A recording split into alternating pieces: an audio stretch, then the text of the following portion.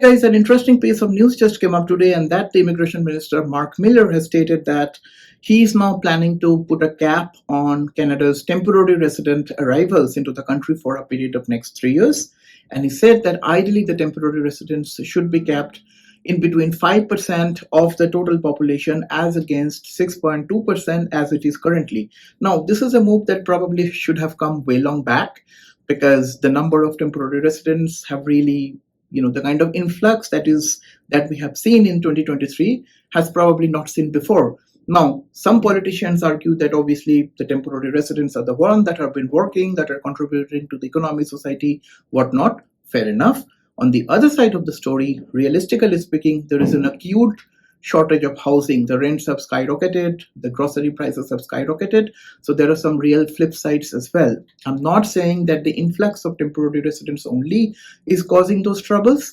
Majority of the people are of the opinion that if you reduce the number of temporary residents, probably the overall housing situation could probably be better. And now with the election coming up in 2025, this is not an unexpected move as far as I am concerned.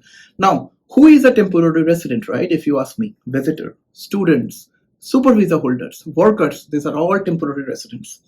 Out of all these categories that I have just mentioned, who in my opinion would be most impacted?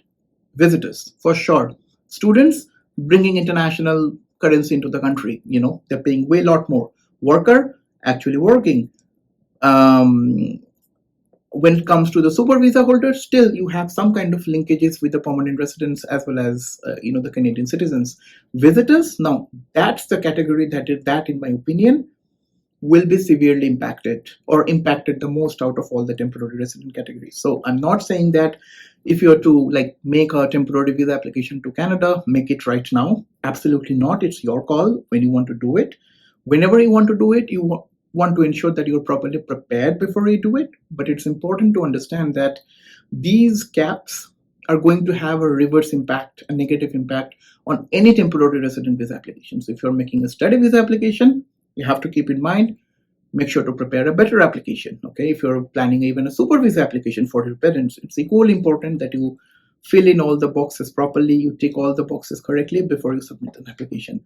If you need our professional assistance with any of your immigration matter, more than welcome to schedule a professional consultation. We'll be more than happy to have a talk and we can go from there. Bye now.